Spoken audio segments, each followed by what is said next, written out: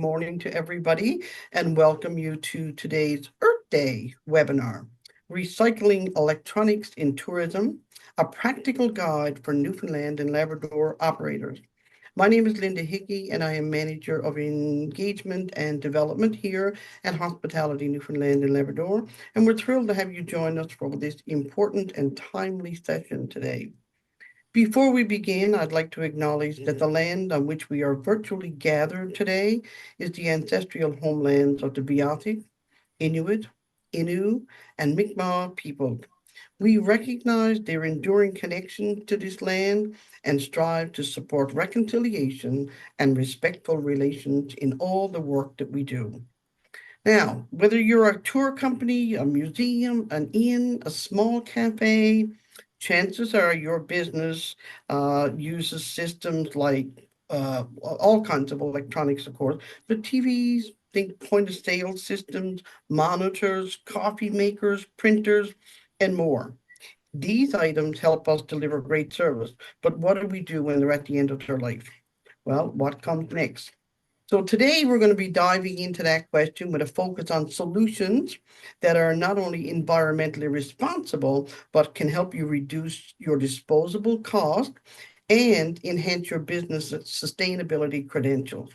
This session is hosted by Electronic Products Recycling Association, known as EPRA, the only approved and regulated entity for electronics recycling in Newfoundland and Labrador. We're pleased to welcome Michelle Marley, EPRA's Program Director and a seasoned sustainability leader with experience as the Director of Environmental Affairs for Fairmont Hotels and Resorts. Michelle will be sharing actionable steps your business can take right now to recycle electronics safely and smartly. We're excited you're here with us today, and we hope you leave with both inspiration and useful tools to put into action. Let's get started. Please welcome Ms. Michelle Marley. Michelle, I'll turn it over to you. Thank you so much. Thank you, and good morning to everyone. Linda's not wrong. She said it's not much of a morning out there, so let's hope that improves. Juanita has kindly agreed to advance my slides for me. I had a bit of a technical issue, so if we can advance just one more. Perfect. So just wanted to let you know a little bit about the Electronic Products Recycling Association. So what are we and what do we actually do? We are a national organization. So we're actually headquartered in Ontario, but we operate in 9 of 10 Canadian provinces. And we've collected over 1.3 million tons since we've started. And of course, this continues to grow. And here in Newfoundland, we've been operating since 2013. And since that time, we've collected about 8,500 metric tons of electronic waste. So we're quite proud of that, but we definitely think there's more work to do. Next slide. In terms of our position here, like obviously we are the only approved and regulated entity to accept and recycle electronics. And so that really came about because we had to comply with the Newfoundland Environmental Protection Act. And the Multi-Material Stewardship Board is our oversight body. So they give us our marching orders every year, just to give you the lay of the land about how we are regulated and our responsibilities to legislation. One of the things we pride ourselves on here in the province is really about accessibility and making sure that residents and businesses have an opportunity to recycle with us. And we have 69 drop-off locations in the province, which provides about 98% of the province having access to our program. And again, when we talk about that access to businesses and residents, that's a free program that people can bring their approved products to one of our sites and drop them off. Next slide. Thank you. Safety and security is a big premise at EPRA. Everybody may have a number of devices, and there's always the potential that there's some personal data on those devices. We conform to an electronics recycling standard, which is best in class for electronics recycling, making sure that when your device is dropped off to us, that those devices don't end up back in the marketplace. Nothing that comes into EPRA is resold. Nothing is donated. Everything is recycled back down into its core components. Next slide. So definitely wanted to touch upon recoverable resources with this being Earth Day. E-waste is the fastest growing waste stream globally, and very little of it in the grand scheme of things is captured. I think there's less than 20% of everything that's available to recycle is recycled, and that's a global number. And I hate even calling it e-waste, because at the end of the day, it may be electronics, but it's not waste, because there's a lot of materials in there that can be recaptured and put back into the manufacturing supply chain. So, when a device comes into us, we're separating the plastic, we're separating glass, we're separating the wire, the copper wiring. And then, of course, there's hazardous materials that have to be extracted and handled as well. So, like I said, I hate calling it waste, because there's a lot of good things there, a lot of good resources that can go back into the circular economy. Next slide. So I don't know how many of you are aware, but there is a provincial ban on disposing of electronics in Newfoundland. And that's because there is this stewardship program through our organization that allows for people to drop off those products that are listed as approved in the program to one of our sites for free. So those products, any electronics, are not supposed to be going to any landfill here in the province. Next slide. I will not read all of this, just to say that this is a list of all of the products that we do recycle in the program, and it is fairly extensive. We did a major program expansion back in October of 2024, where we started to take a lot of small appliances into the program as well. And so a lot of these things, not only will you find at home, but you will find them in a number of accommodations as well. Next slide. So a lot of the typical items that you may have in one of your suites, obviously everyone has a TV. More and more, people want those really great modern conveniences. So you're seeing a lot of chargers and docking stations, for example. We can recycle phones, the microwaves, coffee makers, tea kettles, toasters, as an example. Next slide. Then you think of other areas of your business, whether it will be like a business center or any of the front desk areas, and you think of the equipment that you're using there. So you have your computers, your keyboards, all your mice, your bits and pieces, your desktop printers. And given the number of people that are coming through and using those devices, like there's typically a lot of turnover in those products. Next slide. And then moving on to other areas of your business, like housekeeping and laundry. When we did our program expansion back in 2024, we started taking things like vacuums and carpet cleaners, irons, garment steamers. So there's a lot of products that you're probably offering to your guests on a day-to-day basis that at the end of life can be recycled. And then, of course, there's the great question. So what happens when those amenities are no longer convenient? I remember from my time with Fairmont, obviously, there's always something breaking. There are times when you wanted to do a revamp of the room and you're going to be upgrading products. So what do you do with those products that are sitting in the hotel room now or your guest suite? Obviously, we don't want to see them being tossed in the landfill. And for you to have those products removed from your facility means typically that you've paid somebody to do that. With our program, we offer a free program. And it can be a drop off or pick up depending on the quantities that are generated. Next slide. If you're a smaller facility, for example, you could be like a small B&B or a hostel, like a youth hostel, and you might not have that much requiring disposal.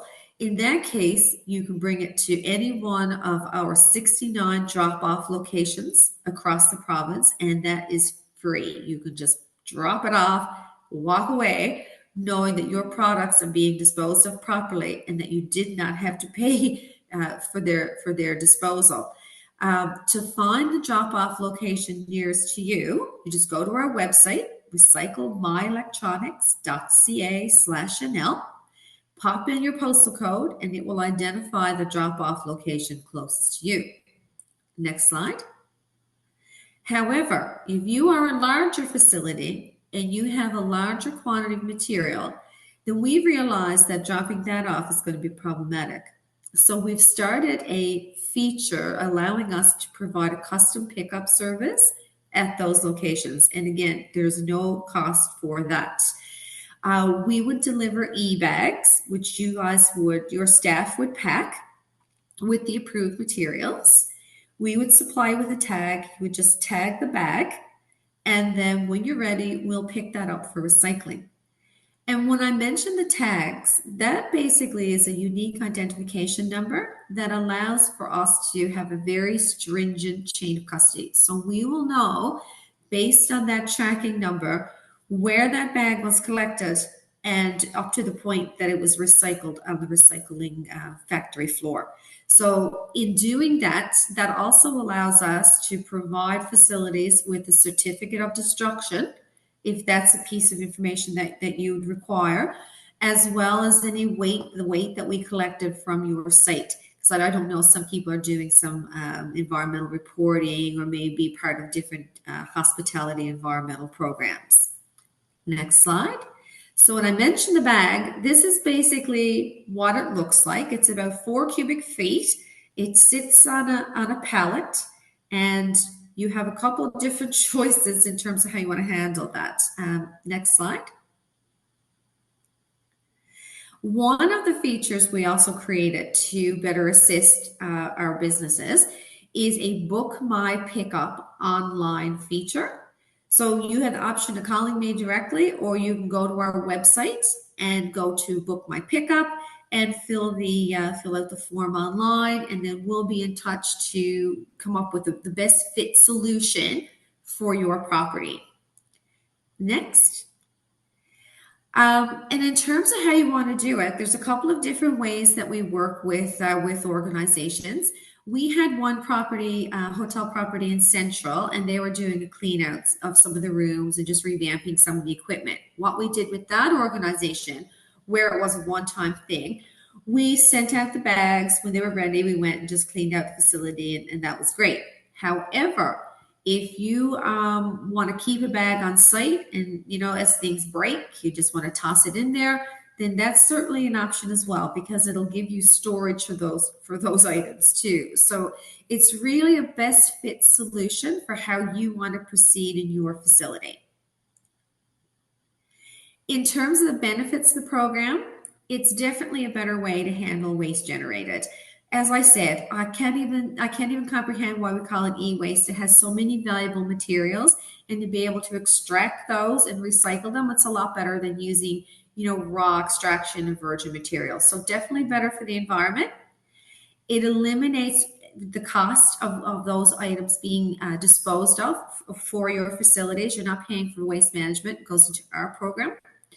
It frees up a lot of space that's required to handle or store those products at your facility. And then I don't know how many of you may be involved with the Hotel Association of Canada's Green Key rating. But for those of you that are, waste management is certainly one of those criteria. One of the other points I'll just mention is, next slide, please. If you're like me, next slide. Thank you. If you're like me, I can't stand to throw anything out that has any useful life. So with our program, ours is definitely an end-of-life program. If your materials don't work, I always tell everybody, I'm so happy to be your friendly neighborhood garbage person. I will help you get rid of it and recycle it. But if you have computer equipment on your site that you think has remaining useful life, we have a partner organization called Computers for Schools here in Newfoundland, and they're a non-for-profit that refurbishes computers donated from the government, private businesses, and individuals. and they refurbish those and send them to schools, libraries, and other organizations right here in our province for reuse. So if that's something that is makes sense to you, fits with your own business mandates, I would be happy to make that introduction to Computers for Schools. They are our reuse partner. Um, but that again, that's just something for you to think about with any product that has remaining life. So it's a short and sweet presentation, just meant to give you an overview of the fact that there is an electronics recycling program here in the province, that it is available for businesses, and that we're always available to help. So I don't know if anyone has any questions right now. Thank you so much, Michelle. It might have been a short presentation, but it was very informative. Indeed, I've learned a lot here myself today. It's encouraging to see that doing the right thing for the environment can also make good business sense, right? From reducing disposal Absolutely. costs, which is imperative, to strengthening, your brand's sustainability story. So that's also very important, right? For the Q&A, we do have one question here for you, Michelle, from Greg. Do you collect batteries? No, unfortunately, we don't collect batteries. Now, if there's a battery in a device, say for example, if you're going to recycle a TV with us and you have the batteries in the remote, that we will absolutely accept. But in terms of accepting loose batteries, we don't. In terms of how our program works, we are essentially told by the provincial government what products are going to be applicable, obligated, as you will, under our program. And batteries are not one of those programs. Typically, batteries are handled, excuse me, as their own stewardship program, and there is no battery stewardship program in Newfoundland right now. The best I could tell people in terms of handling batteries is to check with your regional waste management authority and see if they have a household hazardous waste drop-off site, and they might be able to help you. That's awesome. And another question from Greg as well. What is the best way to get a recycling bag? Contact me, and I'll be able to set you up. That's awesome. That's awesome. I'm just going to see now if there's any more questions here. I'm going to check the chat before we leave. Nope, I think that's it. Does anybody else have any more questions for Michelle? No, hearing none. I want to say thank you to Michelle for all that you do. And thank you to everybody that's joined us today to mark Earth Day with action and awareness. We hope this session has given you a clearer picture of how electronic recycling fits into the tourism sector and how even small steps can lead to big impact for our environment and for our communities. Can also save you dollars, right? If you have any ideas or topics you'd like to see covered in future sessions, don't hesitate to reach out to us. Together we can build a greener, more resilient tourism industry here in Newfoundland and Labrador. We're very happy that you joined us today, and happy Earth Day, everyone. And please don't hesitate if you're looking for Michelle and you need some assistance there. She's got her information up there on the screen, but also feel that you can reach out to me here at Hospitality Newfoundland and Labrador, and we'll be glad to connect you and get those questions directed to Michelle so you can get responses. And hopefully you drop off all your recyclables. That'd be awesome. Thank you. Okay. Thank you Thanks so for much, that. everybody. Take care.